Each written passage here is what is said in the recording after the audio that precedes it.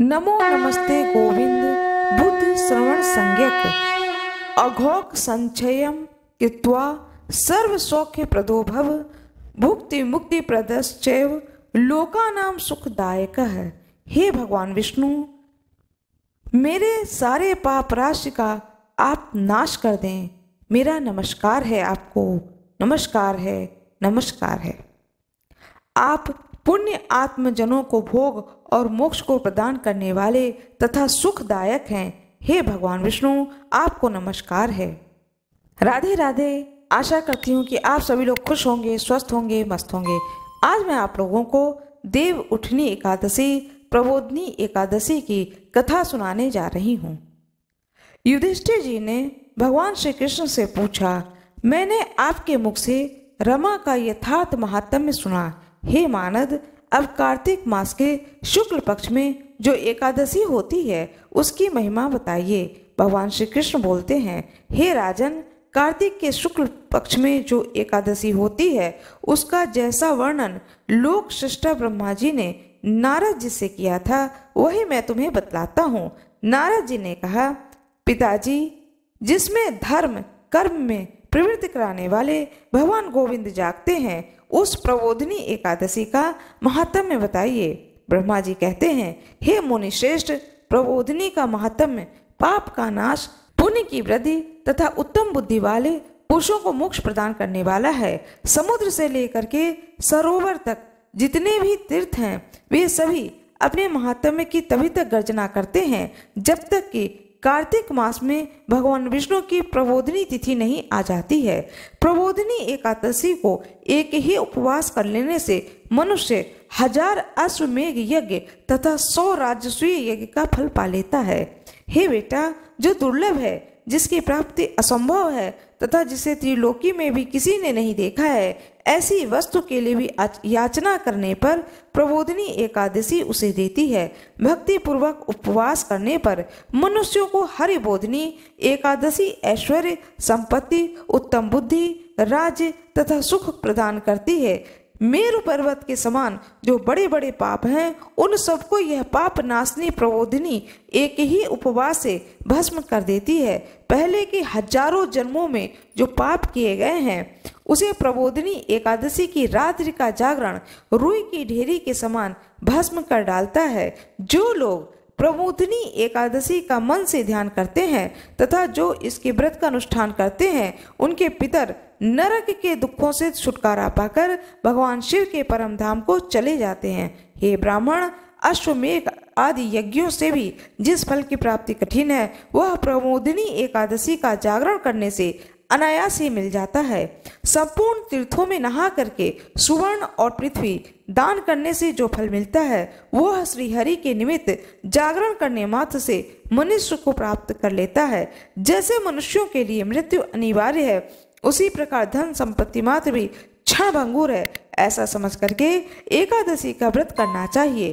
तीनों लोकों में जो कोई भी तीर्थ संभव है तब वे सब प्रबोधनी एकादशी का व्रत करने वाले मनुष्यों के घर में मौजूद रहते हैं। कार्तिक की हरिबोधनी एकादशी पुत्र तथा पौत्र प्रदान करने वाली है। जो प्रबोधनी एकादशी की उपासना करता है वही ज्ञानी है, वही योगी है, वही तपस्वी है तथा वही जितेंद्रिय है तथा उसी को भोग और मोक्ष की प्राप्ति होती है। हे नारद, प्रबोधनी एकादशी को भगवान विष्णु के उद्देश्य से मानव जो स्नान, दान, जप और होम करता है वह सब अक्षय हो जाता है। जो मनुष्य उस तिथि को उपवास करके भगवान माधव की भक्ति पूर्वक पूजा करते हैं वह 100 जन्मों के पापों से छुटकारा पा जाते हैं। इस व्रत के द्वारा देवेश्वर जनार्दन को संतुष्ट करके मनुष्य संपूर्ण दिशाओं को अपने तेज से प्रकाशित करता हुआ श्री हरि के वैकुंठ धाम को जाता है। प्रबोधनी को पूजित होने पर भगवान गोविंद मनुष्यों के बचपन, जवानी और बुढ़ापे में किए हुए 100 जन्मों के पापों को चाहे वे अधिक हो या कम हो धो डालते हैं। अतः सर्वथा प्रयत्न करके संपूर्ण मनोवांछित फल को देने वाली देवाधिदेव जनार्दन की उपासना करनी चाहिए। हे नारद, जो भगवान विष्णु के भजन में तत्पर होकर कार्तिक में पराये अन्न का त्याग करता है वह चंद्रायन व्रत का पालन करता है। जो प्रतिदिन शास्त्रीय चर्चा से मनोरंजन करते हुए कार्तिक मास को व्यतीत करता है वह अपने संपूर्ण पापों को जला डालता है, 10,000 यज्ञों का फल प्राप्त करता है। कार्तिक मास में शास्त्रीय कथा के कहने सुनने से भगवान मधुसूदन को जैसा संतोष होता है वैसे उन्हें यज्ञ, दान अथवा जप आदि से भी नहीं होता है। जो शुभ कर्म परायण पुरुष कार्तिक मास में एक या आधा श्लोक भी भगवान विष्णु की कथा बाँचते हैं उन्हें 100 गौदान का फल मिलता है। हे महामुने, कार्तिक मास में भगवान केशव के सामने शास्त्र का स्वाध्याय तथा श्रवण करना चाहिए। हे मुनिश्रेष्ठ, जो कार्तिक मास में कल्याण प्राप्ति के लोभ से श्री हरि की कथा का प्रबंध करता है वह अपनी 100 पीढ़ियों को तार देता है। जो मनुष्य सदा नियम पूर्वक कार्तिक मास में भगवान विष्णु की कथा को सुनता है उसे सहस्त्र गोदान का फल मिलता है। जो प्रबोधिनी एकादशी के दिन श्री विष्णु की कथा का श्रवण करता है उसे 7 द्वीपों से युक्त पृथ्वी दान करने का फल प्राप्त होता है। हे मुनिश्रेष्ठ, जो भगवान विष्णु की कथा को सुन करके अपनी शक्ति के अनुसार कथावाचक की पूजा करते हैं उन्हें अक्षय लोक की प्राप्ति होती है। हे नारद, जो मनुष्य कार्तिक मास में भगवत संबंधी गीत और शास्त्र विनोद के द्वारा समय बिताता है उनकी पुनरावृत्ति मैंने नहीं देखी है। हे मुने, जो पुण्य आत्मा पुरुष भगवान के समक्ष गान, नृत्य, वाद्य और श्री विष्णु की कथा को करता है वह तीनों लोकों के ऊपर विराजमान होता है। हे मुनिश्रेष्ठ, कार्तिक मास की प्रबोधिनी एकादशी के दिन बहुत से फल, फूल, कपूर, अर्गजा, कुमकुम के द्वारा श्री हरि की पूजा करनी चाहिए। एकादशी आने पर धन की कंजूसी नहीं करनी चाहिए क्योंकि उस दिन दान आदि करने से असंख्य पुण्य की प्राप्ति होती है। प्रबोधिनी को जागरण के समय शंख में जल लेकर फल तथा नाना प्रकार के द्रव्यों के साथ श्री जनार्दन को अर्घ्य देना चाहिए। संपूर्ण तीर्थों में स्नान करने और सब प्रकार के दान देने से जो फल मिलता है वही प्रबोधिनी एकादशी को अर्घ्य देने से करोड़ गुना होकर प्राप्त होता है। हे देवर्षि, अर्घ्य के पश्चात भोजन, आच्छादन और दक्षिणा आदि के द्वारा भगवान विष्णु की प्रसन्नता के लिए गुरु की पूजा करनी चाहिए। जो मनुष्य उस दिन श्रीमद् भागवत कथा को सुनता है अथवा पुराण का पाठ करता है उसे एक एक अक्षर पर कपिला गाय की दान का फल मिलता है।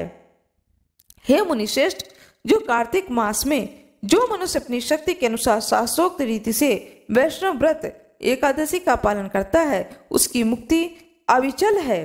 केतकी के एक पत्ते से पूजित होने पर भगवान गरुड़ ध्वज 1000 वर्ष तक अत्यंत तृप्त रहते हैं।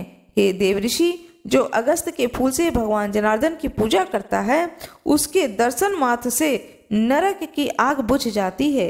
हे वत्स, जो कार्तिक मास में भगवान जनार्दन को तुलसी के पत्र और पुष्प अर्पण करता है उसका जन्म भर का किया हुआ सारा पाप भस्म हो जाता है। हे मुने, जो प्रतिदिन दर्शन, स्पर्श, ध्यान, नाम कीर्तन, स्तवन, अर्पण, सेचन, नित्य पूजन तथा नमस्कार के द्वारा तुलसी में 9 प्रकार की भक्ति करता है वे कोटि सहस्त्र युगों तक पुण्य का विस्तार करते हैं। हे नारद, सब प्रकार के फूलों और पत्तों को चढ़ाने से जो फल मिलता है वह कार्तिक मास में तुलसी के एक पत्ते से मिलता है।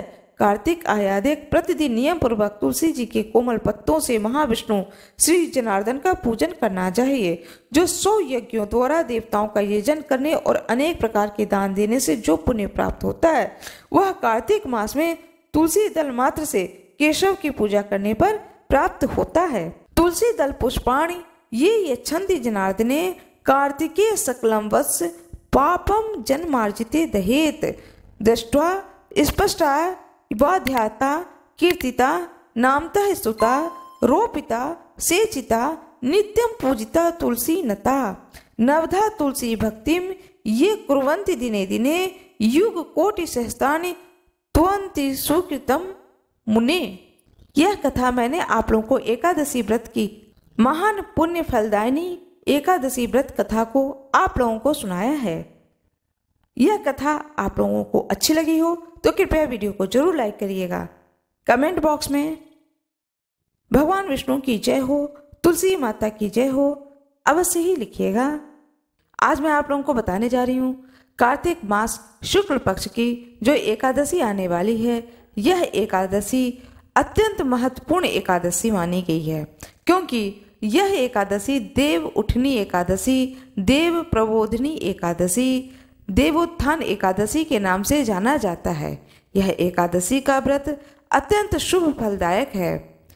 जो कोई भी इस एकादशी के व्रत को धारण करता है उसकी सारी मनोकामनाओं की पूर्ति होती है, ऐसा कहा जाता है। आज मैं आप लोगों को बताने जा रही हूँ कि यह देव उठनी एकादशी का आरंभ कब होगा, एकादशी तिथि कब से कब तक है, द्वादशी तिथि कब से कब तक है, व्रत खोलने का शुभ समय यानी पारना का समय कब रहेगा। यह संपूर्ण जानकारी अपने वीडियो के द्वारा आप लोगों को देने जा रही हूँ। कृपया मेरे वीडियो में अंत तक बने रहें। कार्तिक मास में यह जो एकादशी पड़ रही है, शुक्ल पक्ष का जो एकादशी पड़ रहा है, यह अत्यंत महत्वपूर्ण एकादशी इसलिए पड़ रहा है क्योंकि आषाढ़ मास शुक्ल पक्ष की जो एकादशी थी उसमें उस एकादशी से भगवान विष्णु क्षीर सागर में शयन करते हैं, जिसे कि देव शयनी एकादशी कहा जाता है।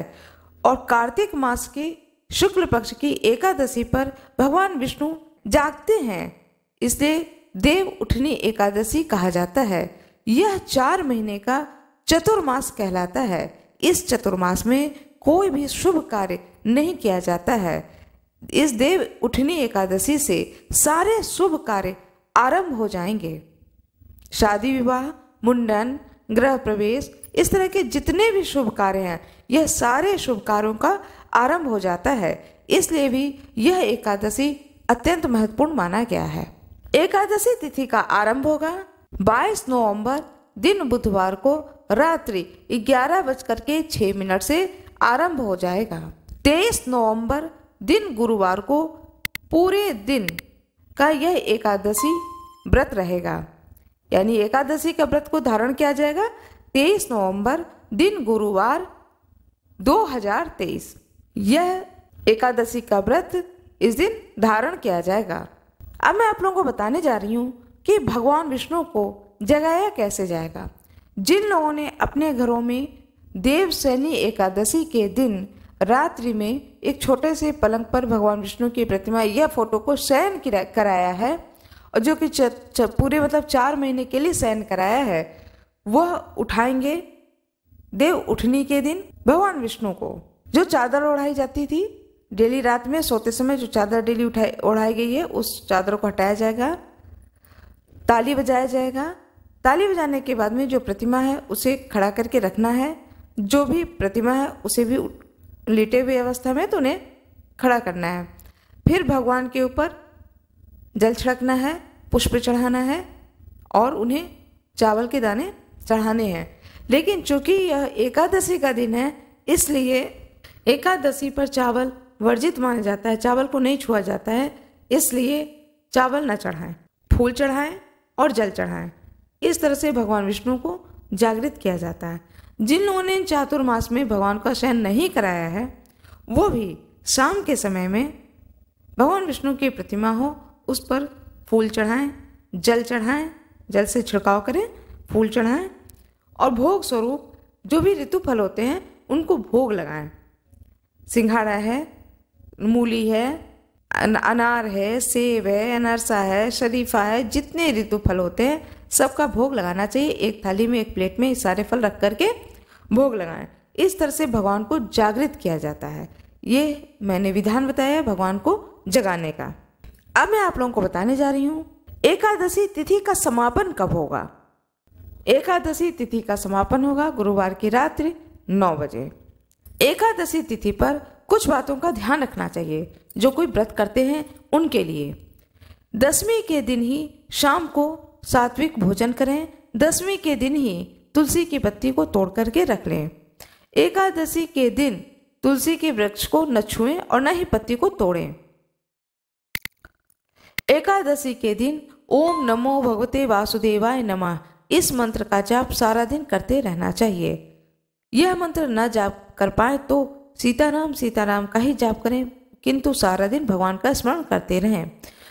किसी की बातों को न सुने, किसी की चुगली को न सुने, किसी की निंदा न करें।